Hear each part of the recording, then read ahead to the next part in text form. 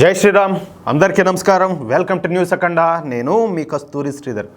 మిత్రులారా, మామూలుగా అయితే మనకు ఈ సిక్కులను తలుచుకోగానే మనకు ఎవరు గుర్తొస్తారు?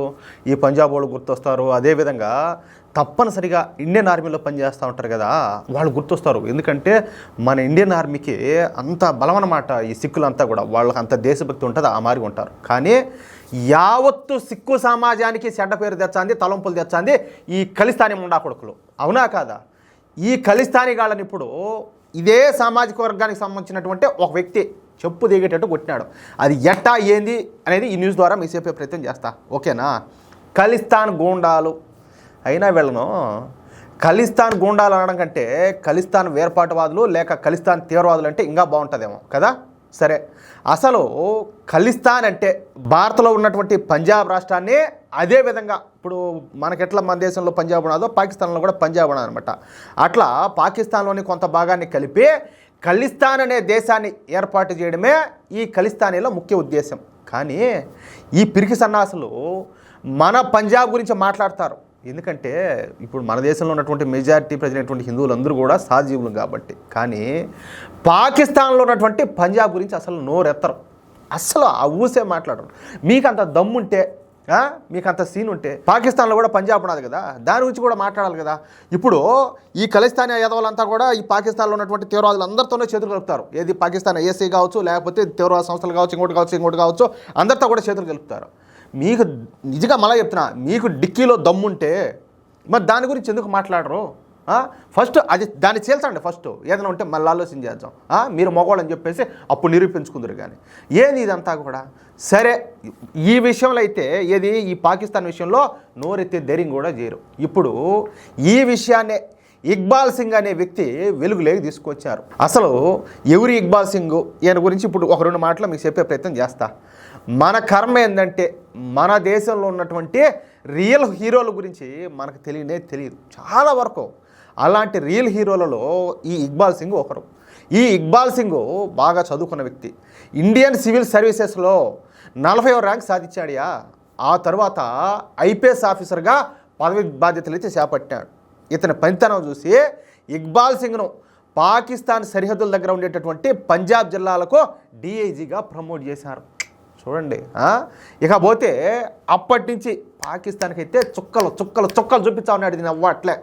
ముఖ్యంగా పాకిస్తాన్ నుంచి సప్లై అయ్యేటటువంటి డ్రగ్స్, ఆయుధాల అక్రమ రవాణాను విజయవంతంగా అడ్డుకునేవాడు అన్నమాట. ఈయన ఈ సరిహద్దుల దగ్గర ఈ స్మగ్లింగ్ జరగకుండా కఠిన చర్యలు తీసుకుంటా ఉన్నాడు.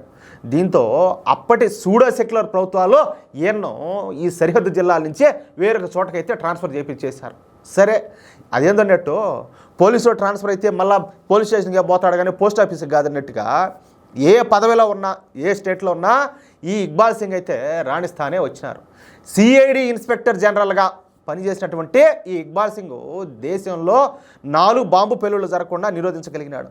అంతేకాదు తీవ్రవాదులను ఎలా డీల్ చేయాలి అనే విషయంలో ఈ ఇక్బాల్ సింగ్ అమెరికన్ FBI సంస్థకు శిక్షణ ఇచ్చినాడు. బాబా షబ్బాస్ రా నాయన, షబ్బాస్ రా స్వామి. భారతీయులంటే మీసం మెలేసేటట్టు గర్వించేటట్టు చేశాడు. అవునా కాదా? ఇక ఆ తర్వాత ఇక్బాల్ సింగ్ అయితే రిటైర్ అయినాడు. కానీ మోడీ ప్రభుత్వం మాత్రం ఈ ఇక్బాల్ సింగ్ సేవలను ఇంకా ఉపయోగించుకుంటుంది. 2022లో ఈ ఇక్బాల్ సింగ్ గారికి national commission for minorities chairperson పదవిని అయితే ఆయనకు అప్పగించింది. ఇక అప్పటి నుంచి మైనార్టీల సంక్షేమం కోసం నిజాయితీగా పనిచేస్తున్నటువంటి ఈ ఇక్బాల్ సింగ్ నిన్న ప్రత్యేకంగా మీడియాతో మాట్లాడినారు. ఆయన మాట్లాడుతా చాలామంది మైనార్టీలకు అర్థం కావడం లేదు, కానీ భారతదేశం అంటే మైనార్టీలకు ఒక స్వర్గం లాంటిది. స్వర్గం లాంటిది కాదు సార్, స్వర్గమే. మైనార్టీలకు భారత్లో ఉన్నన్ని అధికారాలు ప్రపంచంలో ఏ దేశంలో ఎత్తుకున్నా కూడా లేవు. అందుకే మైనారిటీలు భారతదేశంలో స్వేచ్ఛగా తిరగలుగుతున్నారు, స్వేచ్ఛగా బతకగలుగుతారు. ఇకపోతే 1950లో కేవలం 16% మాత్రమే ఉన్నటువంటి మైనార్టీల పాపులేషను ఇప్పుడు రెట్టింపైంది. అందుకు కారణం భారతదేశంలో మైనార్టీలకు గొప్ప రక్షణ ఉండటమే. ముఖ్యంగా సిక్కులకు మాత్రం మోడీ ప్రభుత్వ పనితీరుతో సంతృప్తిగా ఉన్నారు. సిక్కులకు పవిత్రమైనటువంటి కర్తార్పూర్ కారిడార్ విషయంలో మోడీ ప్రభుత్వం చూపించినటువంటి చొరవ మూలంగానే ఈ కర్తార్పూర్ కారిడారు సాధ్యపడింది. గుర్తేజ్ బహదూర్ గారి 400 సంవత్సరాల జయంతి వేడుకలను నేరుగా ఎర్రకోటలో ఘనంగా నిర్వహించినారు. ఆ ఘనత వచ్చేసి మోడీ గారిదే. అంతేకాకుండా ప్రస్తుతం సిక్కులు 240 కేంద్ర పథకాలను వినియోగించుకుంటా ఆనందంగా జీవిస్తున్నారు. అందుకే చెప్తున్నా, సిక్కులకు మోడీ గారు మహారాజు లాంటోడు, అంటే అంత మంచిగా చూసుకుంటున్నాడని అర్థం అన్నమాట. కానీ కొంతమంది మాత్రం తిన్నది అరక్క ఈ వేర్పాటువాదం వైపు మళ్తారు. వీళ్ళు పాకిస్తాన్ గురించి పొరపాటును కూడా కనీసం చిన్నంత స్టేట్మెంట్ కూడా ఇరు, అంటే ఇటువంటి వ్యాఖ్యలు కూడా చేయరు. అసలు వారి వైపు కన్నెత్తి కూడా చూడరు. కానీ భారతదేశం అంటే వీళ్ళకు లోకువ. ఎందుకంటే భారతదేశం ఒక నికార్సైనటువంటి ప్రజాస్వామ్య దేశం కాబట్టి భారత ఏం చేయదులే అన్న ఉద్దేశంతో వీళ్ళందరూ కూడా విర్రవిగిపోతున్నారు. సిక్కుల మొదటి గురువు అయినటువంటి గురునానక్ 500 సంవత్సరాల జయంతి సందర్భంగా పాకిస్తాన్లోని గురునానక్ పుట్టిన ప్రదేశంలో పూజలు నిర్వహిస్తున్నటువంటి సిక్కు పూజారి కూతురును బలవంతంగా ఇస్లాం మతంలోకి మార్చారు. అర్థమైంది మీకు? విన్నారు కదా. కానీ ఈ విషయం పైన ఈ ఖలిస్తానీ వేర్పాటువాదులు కనీసం నోరు మెదపల. ఇంకేంది వీళ్లకు అసలు తమ మతం మీద ఉండే గౌరవం ఏంది? ఏం చెప్పండి? ఇదేనా వీళ్ళు కాపాడేది మత విశ్వాసాలను?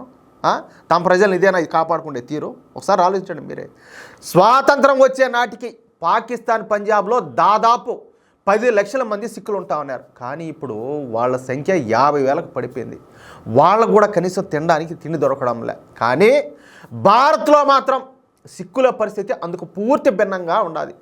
భారతదేశంలో సిక్కులు రాజభోగాలు అనుభవిస్తున్నారు. వాళ్ళు తమ జీవితాలను ఎలా మార్చుకోవాలంటే అలా మార్చుకోగలుగుతున్నారు. కానీ ఈ విషయాలపైన ఈ ఖలిస్తాన్ వేర్పాటువాదులు అస్సలు ఎంత మాత్రం కూడా మాట్లాడరు. ఎందుకంటే ఖలిస్తాన్ అనే పదం లేకపోతే ఈ సన్నాసులకు గుర్తింపు అనేది ఉండదు. ఇలా బతకడానికి అవకాశం లేదు. ఈ ఖలిస్తాన్ అనే దాన్ని సాకుగా చూపించుకొని వీళ్ళు ఫండ్స్ దొబ్బుకొచ్చుకోవాలా, దొబ్బి తినాలా, వీళ్ళు ఆర్థికంగా వీళ్ళు బలపడాలా. అర్థమవుతుందా? అందుకే ఈ ఖలిస్తాన్ అనే పదాన్ని అడ్డం పెట్టుకొని కొంతమంది బతుకుతున్నారంట. ఈ ఖలిస్తాన్ ఎదవలకు, ఈ ఖలిస్తాన్ వేర్పాటువాదులకు, ఈ ఖలిస్తాన్ తీవ్రవాదులకు, ఈ ఖలిస్తాన్ గుండాలకు కొట్టే దావడ బయలు పెట్టట్టు 32 పళ్ళు రాలి పెట్టట్టు కొట్టాడు. ఎవరు? ఈ ఇక్బాల్ సింగ్. ఎట్లా న్యూసా? సూపర్గా ఉండదు. అంటే మిత్రులారా, ఈ న్యూస్ కనుక మీకు నచ్చినట్టయితే తప్పనిసరిగా ఈ న్యూస్ నలుగురికి షేర్ చేయండి. ఎందుకంటే అసలు సిక్కు సమాజంలో ఎటువంటి దేశభక్తులు ఉన్నారో, ఎంతటి గొప్ప మహనీయులు ఉన్నారో ప్రతి ఒక్కరికి కూడా తెలియాలా. సన్నాసులు ఉన్నారు, నేను కాదనడంలే, వాళ్ళతో పాటు మహానుభావులు కూడా ఉన్నారు కదా. ఈరోజు పరిస్థితి ఎట్లాదంటే ఈ ఖలిస్తానీల మూలంగా యావత్తు సిక్కు సమాజము అవమానాలు పడుతుంది. ఆ పరిస్థితి అయితే ఉండకూడదు. ఓకేనా?